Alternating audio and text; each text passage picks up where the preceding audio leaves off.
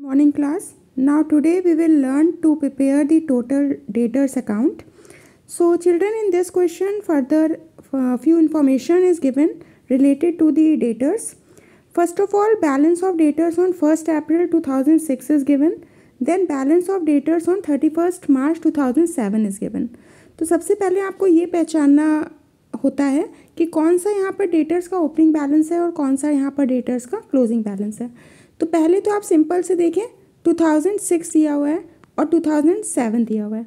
तो 2006 क्योंकि पहले आता है इसलिए आप इसको ओपनिंग बैलेंस मानेंगे, और 2007 क्योंकि बाद में आता है इसलिए आप इसको क्लोजिंग बैलेंस मानेंगे। एक तो तरीका ये है पहचानने का। दूसरा तरीका क्या है, मैंने आपको बताया था कि जो हमारा अकाउंटिंग पीरियड शुरू होता है वो कब से शुरू होता है, 1 अप्रैल से, और बुक्स क्लोज कब होती हैं, 31 मार्च को। तो इसका मतलब 31 मार्च तो बाद में आ रहा है ना, तो 31 मार्च क्या हो गया, क्लोजिंग बैलेंस हो गया। और 1 अप्रैल क्योंकि पहले आ रहा है इसलिए कौन सा बैलेंस हो गया, ओपनिंग बैलेंस हो गया।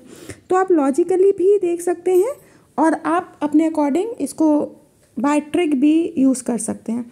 तो यहाँ पर आपका जो 2006 का बैलेंस है वो ओपनिंग बैलेंस है। अब प्रॉब्लम ये है कि आप इसको डेटर्स अकाउंट में कहाँ पर पुट करेंगे।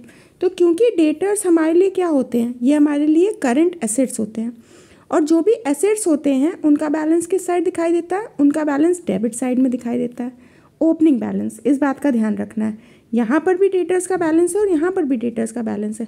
तो ओपनिंग डेटर्स का बैलेंस आपका किस साइड दिखाई देगा, डेबिट साइड में। वहीं पर आपका क्लोजिंग बैलेंस जो डेटर्स का होगा वो किस साइड दिखाई देगा, क्रेडिट साइड में। ठीक, तो अब आप जब भी कोई लेजर बनाएंगे तो उस लेजर में आप उसका नाम नहीं यूज़ करते हैं।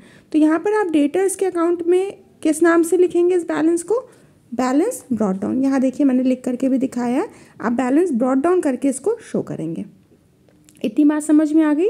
और उसके बाद में जब आपको क्लोजिंग बैलेंस दिखाना है डेटर्स का, तब आप उसको कैसे शो करेंगे, बैलेंस कैरी डाउन, और इसको लास्ट में शो करेंगे। अभी आपको स्किप करना है, लेकिन स्किप करते समय ये बात का ध्यान रखें कि लास्ट में आप इसको छोड़ मत दें। इसलिए चाहें तो एक पेंसिल से यहाँ पर मार्क लगा सकते हैं। Cash received from debtors, next information आपको दी हुई है, कैश रिसीव फ्रॉम डेटर्स। तो डेटर्स हमारे लिए कौन होते हैं, ये हमारे क्रेडिट कस्टमर्स होते हैं। अब कंपनी ने या किसी फर्म ने या किसी बिजनेसमैन ने अपने उस क्रेडिट कस्टमर से कैश रिसीव करा है, तो अगर उसने कैश रिसीव करा होगा तो कैश उसके पास आ ही रहा होगा, जाहिर सी बात है। तो इसकी आपकी जनरल एंट्री क्या हो जाएगी, कैश को आप डेबिट करेंगे और करेंगे टू डेटर्स। ठीक, तो यहाँ पर कैश क्या हो रहा है, डेबिट हो रहा है। तो जब ये लेजर में जाएगा तो क्या हो जाएगा, क्रेडिट हो जाएगा। तो यहाँ देखिए मैंने इसको क्रेडिट साइड में शो किया है। ठीक, अब आप इसको जनरल के अकॉर्डिंग करेंगे तब आपके लिए ये ईजी होने लगेगा। फिर क्या दिया है, cash receive return to debtors. क्या हुआ है, कैश रिटर्न करा गया है डेटर्स को। तो कैश किसने रिटर्न किया होगा, अब आप इस बात को सोचें तो यहाँ इनडायरेक्टली लिखा है कैश रिटर्न हुआ है डेटर्स को। डेटर्स कौन है, क्रेडिट कस्टमर है, और उनको आपने पैसा वापस करा। आप कौन थे, आप फर्म थे। ठीक है, तो यहाँ फर्म का कोई नाम तो नहीं दिया है, तो यहाँ पर डेटर्स को उनके पैसा मिला है, तो डेटर्स इस बार क्या हो जाएंगे, डेबिट हो जाएंगे, और आपके पास से क्योंकि पैसा जा रहा है इसलिए आपका अकाउंट क्या हो जाएगा, क्रेडिट हो जाएगा। आपका नाम नहीं दिया इसलिए what will you use, cash account. ठीक है, तो यहाँ पर कैश क्या हो रहा है, क्रेडिट हो रहा है। डेटर्स का नाम तो जा नहीं सकता, उसके ऑल्टरनेटिव कौन सा नेम अवेलेबल है, कैश का। तो हमने कैश को टू साइड मतलब अपने लेजर में डेबिट साइड में दिखा दिया। अब आपको क्या दिया है, कैश सेल्स रिटर्न। तो सेल्स हमारी क्या होती थी, ये मैंने आपको कई बार समझाया भी है, सेल्स हमारी क्रेडिट होती हैं। तो अगर सेल्स रिटर्न दिया तो सेल्स रिटर्न का अकाउंट क्या हो जाएगा, डेबिट हो जाएगा। ठीक, सेल्स रिटर्न को हमने जनरल एंट्री में डेबिट किया, टू, क्योंकि हम डेटर्स का अकाउंट बना रहे हैं, हमने लिखा टू डेटर्स। तो यहाँ पर सेल्स रिटर्न डेबिट हो रहा है, आगे टू लगा है, नहीं लगा है, किस साइड जाएगा, बाय साइड जाएगा। तो इसलिए हम इसको बाय साइड लिख देंगे। पूरा का पूरा आपको इसी तरह से इसको करना रहेगा। देखिए आगे अब फटाफट से आपको ऐसे सॉल्व करते जाना है ओरली। हर बार आप इसको लिख के नहीं करेंगे, ओरली करते जाएंगे। डिस्काउंट अलाउड, तो डिस्काउंट अलाउड होगा, जनरल एंट्री क्या हो जाएगी, डिस्काउंट अलाउड टू डेटर्स। तो डिस्काउंट आप दे रहे हैं तो ये आपके लिए एक्सपेंस हुआ, एक्सपेंस हुआ तो किस साइड लेजर में जाएगा, क्रेडिट साइड जाएगा। ठीक है, इसके बाद बिल्स रिसीव्ड फ्रॉम डेटर्स, आपने बिल रिसीव करा है डेटर से। अब यहाँ पर अगेन बिल्स रिसीवेबल आपके लिए क्या है, एसेट है, तो एसेट्स को हम क्या करते हैं, डेबिट करते हैं। ठीक है, तो आपने बिल्स रिसीवेबल को डेबिट किया और डेटर्स को क्रेडिट किया। तो जब रिसीवेबल डेबिट हो रहा है तो आपके लेजर में जाकर के वो क्या हो जाएगा, क्रेडिट हो जाएगा। बिल रिसीवेबल डिसऑनर, पहले तो बिल रिसीव किया था तो क्रेडिट साइड में दिखाया था। अब जब आपका बिल जो है वो डिसऑनर हो रहा है तो फर्दर वो किस साइड चला जाएगा, डेबिट साइड में चला जाएगा।